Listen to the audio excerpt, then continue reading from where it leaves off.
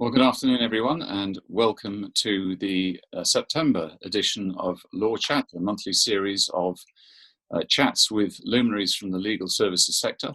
And this month is no exception. I'm delighted my special guests are joining me today, one from Melbourne and one from Auckland. Dr. George Beaton is a renowned advisor and consultant to professional service firms based in Melbourne. He's the executive chair of Beaton global consultancy, advising organizations around the world. And he's also the author of this insightful book, Remaking Law Firms, which he co-authored with Dr. Imi Kachner 3 or 4 years ago. George, good afternoon. Welcome from Melbourne. And also it's my pleasure to welcome his colleague, Jon Huxley, as well. Jon is a consultant with many years' experience advising professionals and corporations in terms of how to be more client-facing in these dynamic times. And Jon joins us from Auckland. Gentlemen, if you can switch your videos on, it'd be nice to welcome you both. Hello, George. Hello. Welcome. And hello, everybody. Jon. Pleased to be here. Yeah, very nice to see you. Thank you both for joining us for this half-hour chat.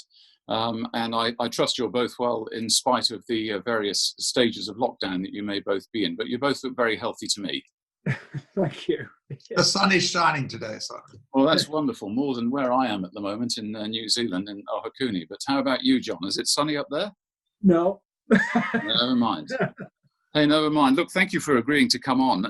The topic that you wanted to talk about today and that we advertised was client-centricity. What defines a successful law firm? ? And I thought to myself that maybe the title was the wrong way round, that we should be asking the question first, what defines a successful law firm? And that the answer might be client-centricity. George, what do you think? I'll start by saying we're talking about a profession, the profession of law, one of the original 4 professions in the service of your fellow man, military, the service of the monarch, medicine, the health of your fellow man, and so on. So it is a profession, and the duty of a professional is to put their clients' interests first. Now, that's easy to say, and this is a centuries-old dictum, and it's certainly one that most professionals fervently speak about, adhere to, and believe they practice. But when you come to the business of law, which is part of the delivery of legal services, the other half being the profession of law, then the question becomes, well, how do you reconcile client interests with your interests, and how do you ensure that you're meeting clients' needs as well as your own? Otherwise, you go out of business, you go bust. And that is what Jon and I specialize in, understanding clients and how and why they buy legal services, and then helping law firms understand what's really, really, really important to clients to maximize the value that they perceive they're getting, whilst the firm looks after its own interests, in its own interests, not at the expense of its clients. So that is a way of saying we are dealing here with the business of law in the context of the profession of law.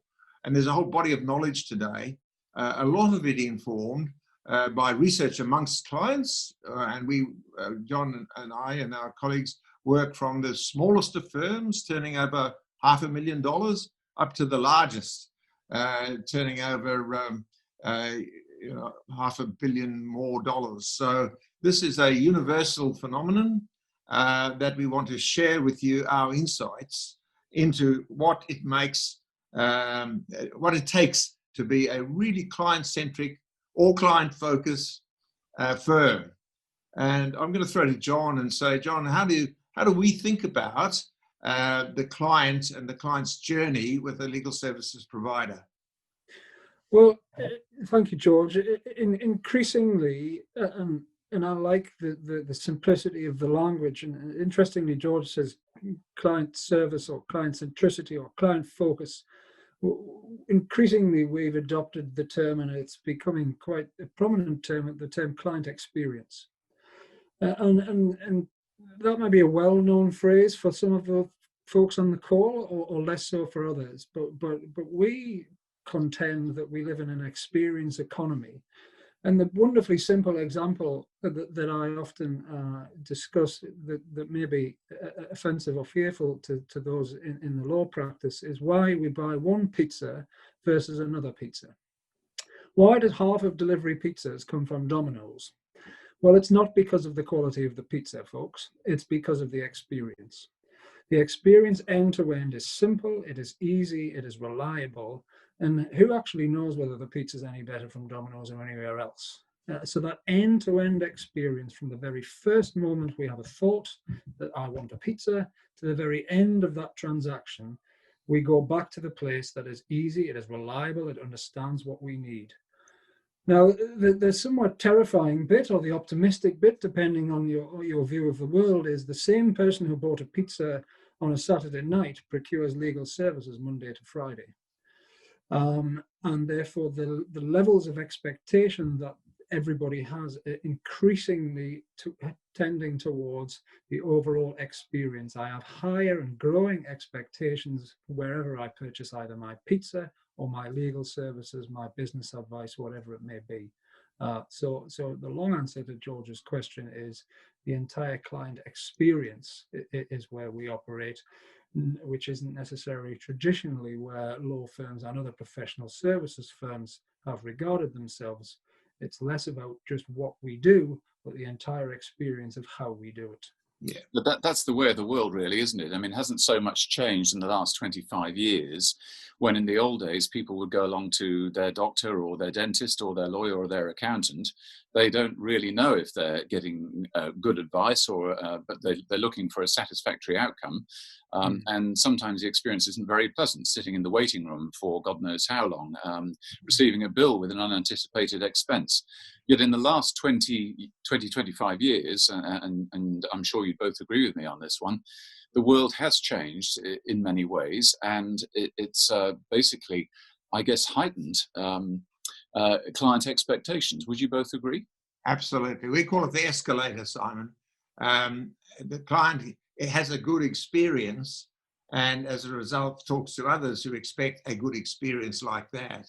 And then the next time they're judging their next experience by their frame of reference is what we experienced last time. So it's how we manage those clients' expectations and make sure that we are really understanding them. I would comment, you talk about 25 years.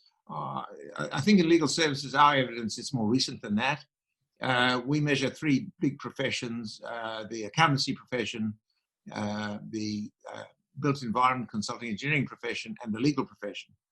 And the lawyers are head and shoulders ahead of the other two, and have been pulling away in terms of improving the ratings that we measure for about 10 years. For about 10 years.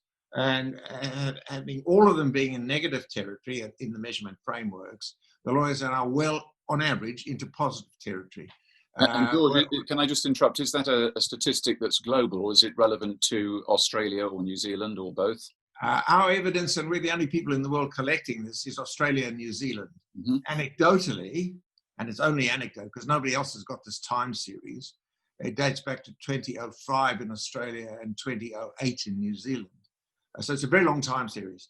And we're the only people collecting it. But anecdotally, it's our insight that in places like Singapore, Hong Kong, it's the same. And certainly in the UK and in the North American countries, it appears anecdotally from the contacts we have and the firms we know that is true.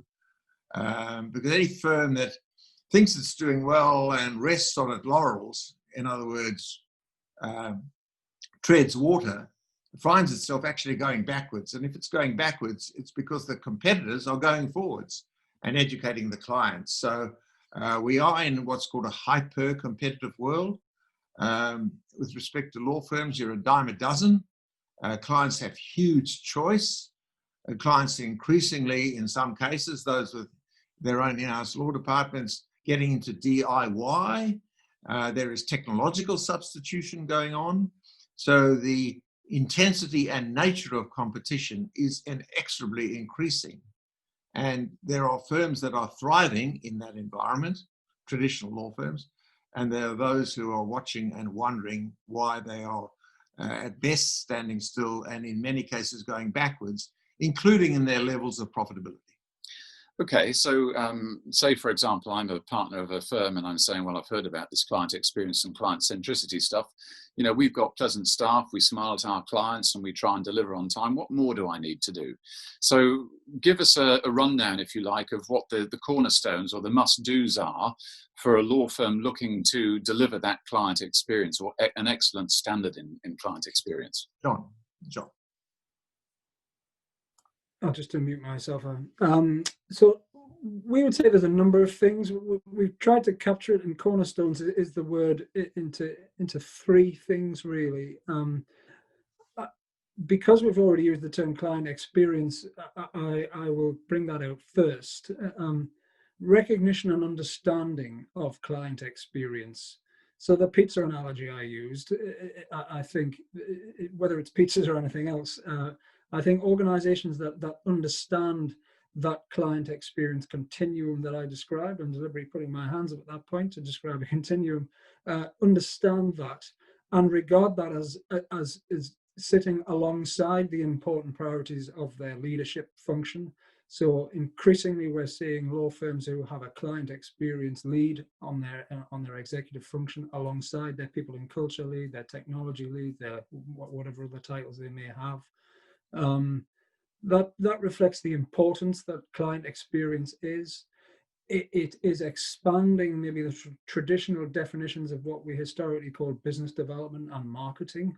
Client experience encompasses that, but it's much broader than that, hopefully, as described. I think the other cornerstone would be, it's consistent with this concept of client experience, but an executive leadership team that understand the commercial value of dealing with data, dealing with facts, dealing with evidence. So it's not okay to sit around a leadership table and say, well, my client's happy. What data do we have to say that all our clients are happy? Or at least the most important priority clients are happy? And are we living and breathing that data on a monthly, quarterly, annual basis so that at the leadership levels of the organization and therefore percolating throughout the rest of the organization, we have a data-driven approach to say our clients are happy or they're not. And if they are not, we have remedial action in place that's quick, because we all know intuitively, whether we need data or common sense to confirm this, that where we fix clients' problems quickly and proactively, we have friends for life, as opposed to the reverse of that, where we do not. George, anything you would add to that? Yes, we talk about having data and collecting feedback and evidence from your clients. One of the key questions many firms, particularly smaller firms, will be asking, well, how do we do that? What's involved in doing that? And the answer is there are many ways of collecting this feedback from clients. You can do it by asking them, provided you record the answers and do something with the answers. You can do it by simple surveys of them. You can solicit feedback from them periodically. So go to 10% of your clients and ask them a series of well-structured questions. That's very important because you want to follow this over time. So you need to ask the same question in the same way and be able to record the results in a way that provides some kind of trend. You know, it's like milestones on the road. Are we getting there?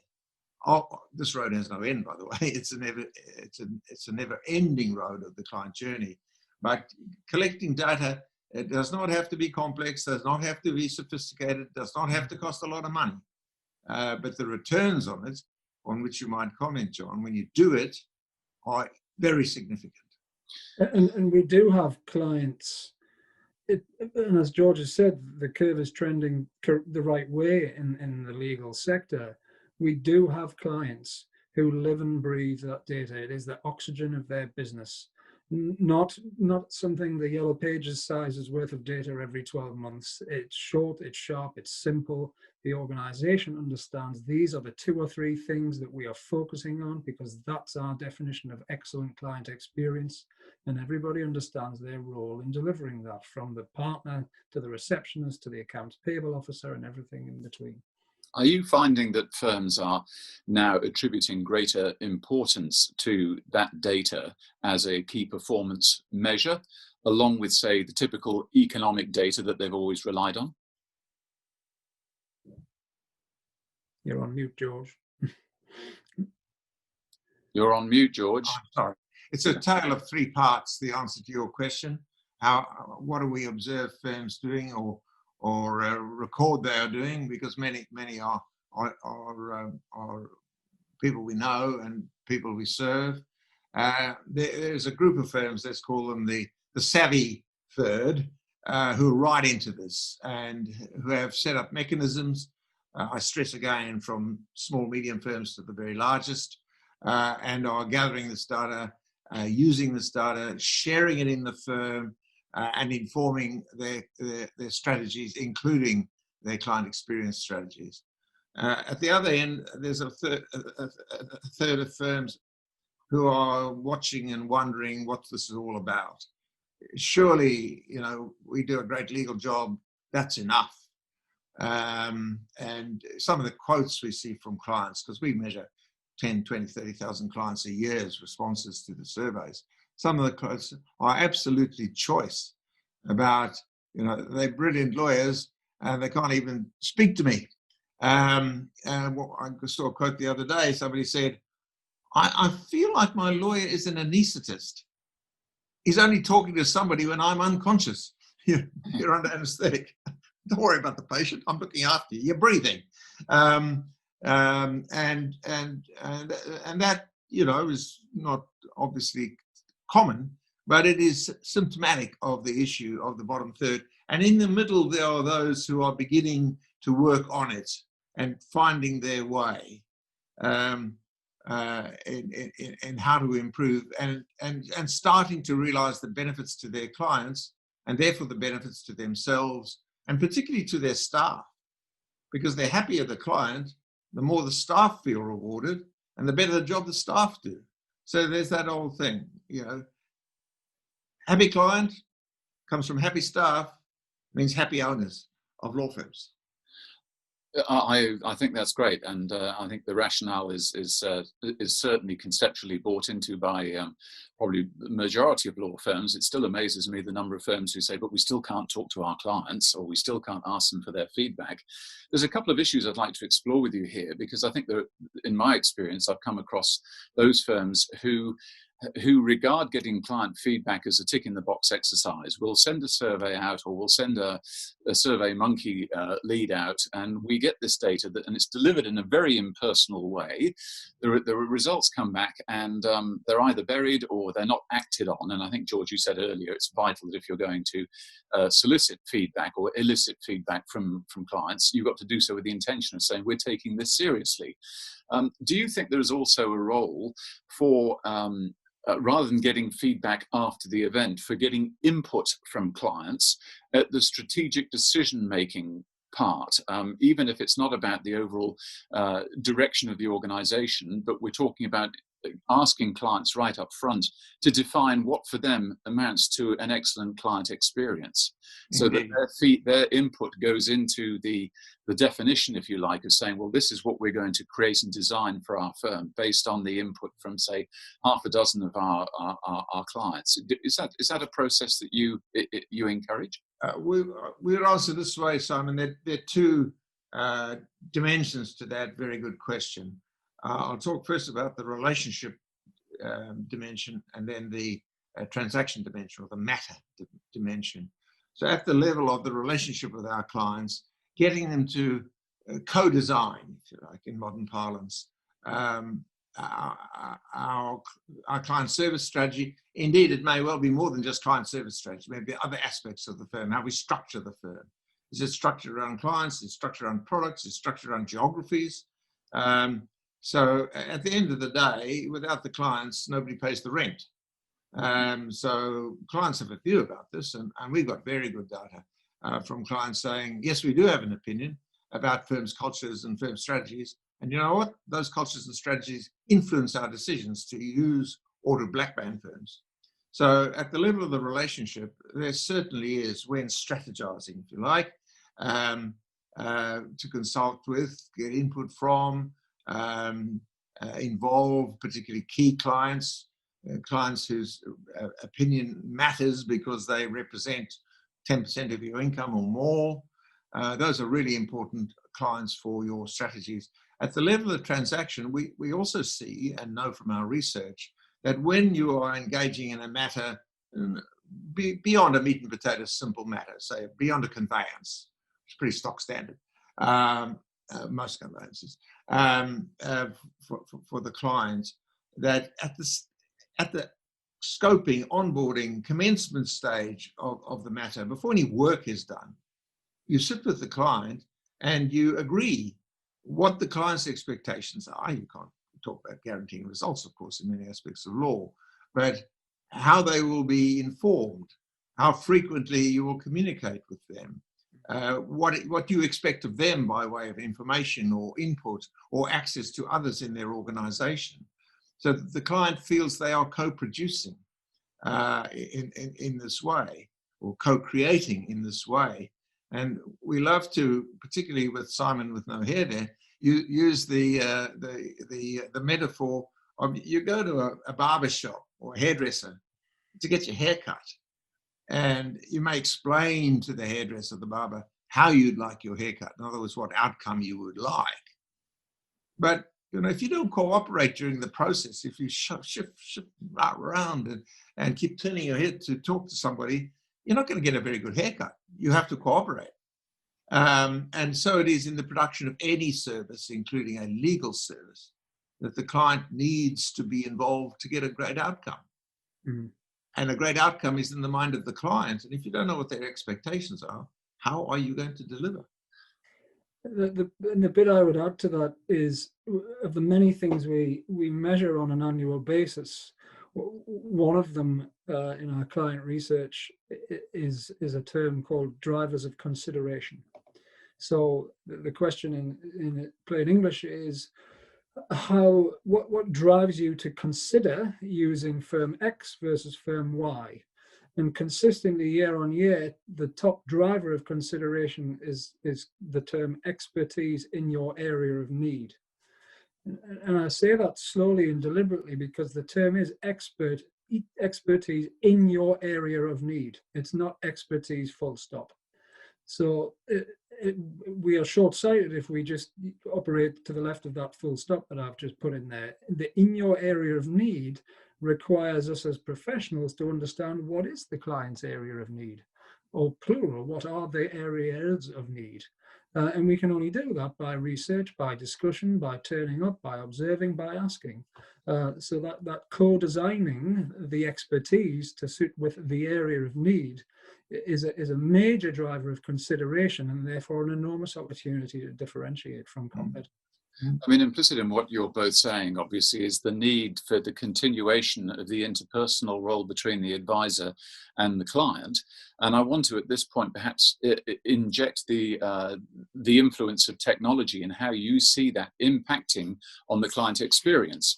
Recent surveys, well, there was one, for example, PricewaterhouseCoopers, I think, did a couple of years ago, a global survey where it said that the majority of consumers of professional service firms still wanted client service and interpersonal interaction with a human being rather than a chatbot. The Future of Trust report that was produced here in New Zealand last year for the Chartered Accountants in New Zealand indicated that the large majority of consumers of professional service firms didn't mind professional service firms, including law firms, taking up technology so long as it wasn't at the expense of personal interaction. Would that be consistent with your experiences? Yes. We did a major study into how clients, including of law firms, perceive innovation, including technology-enabled innovation.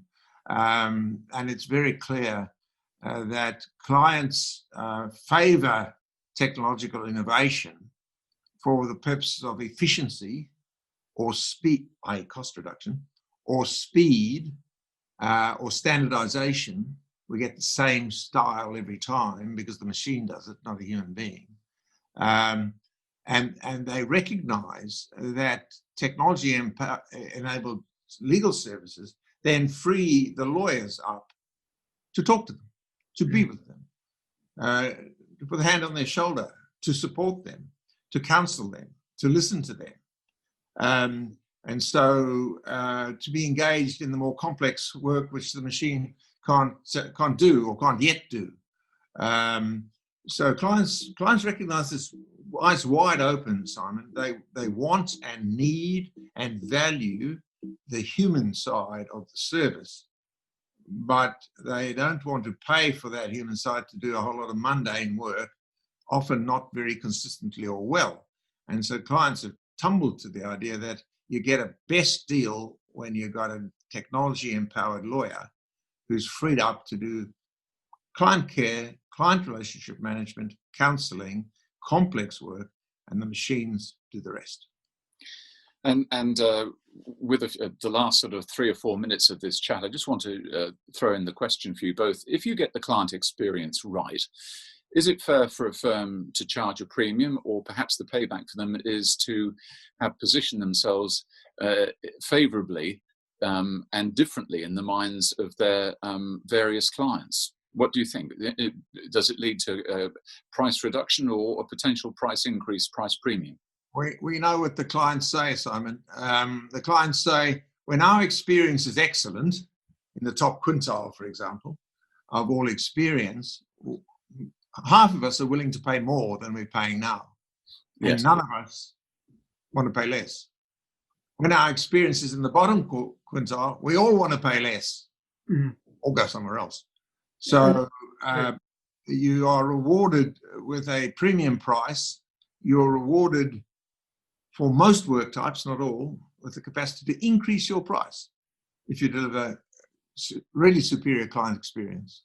And of the many other things that clients say that they will do as a result of an excellent client experience, the other one, which I know is a holy grail for many professional services organizations, is they will buy more of your services. An overwhelming majority will say we would consider buying more from you if we have excellent service, which comes back to my point at the beginning, which is it is expanding those traditional definitions of what we call business development and marketing, but simplifying it as well, because just do what you do really well, offer an excellent experience, and more work could result. And we will actively recommend you. Yeah. And those two things, we will give you more work and actively recommend you. In practice economic terms, Simon, reduce the cost of acquisition. The work walks through the door. You don't have to spend time and money going to find the work. It comes to you. Yes. Final question for you both. Are you both optimistic about the future for law firms or legal businesses? Because there is a slight difference. I'm happy to answer first, John. Yes. As in the introduction we said, human rights and justice and access to justice and the rule of law, lawyers are fundamental. And there is a growing need for lawyers in that environment. And it's a question of how the lawyer rather than whether we need lawyers or not. There are huge unmet needs for lawyers and law firms to meet. Yeah, I would absolutely endorse that. I score off the scale in terms of opportunistic and levels of adventuring. And so any question anyone asks me like that, the answer is always yes. But I agree completely with George. No, that's great, gentlemen. Thank you. And if they'd like to get hold of you, any of our viewers or listeners today would like to get hold of you, George, how's the best way to get hold of you? Just Google Beaton, as Beaton Research and Consulting, and our email address is all over the website.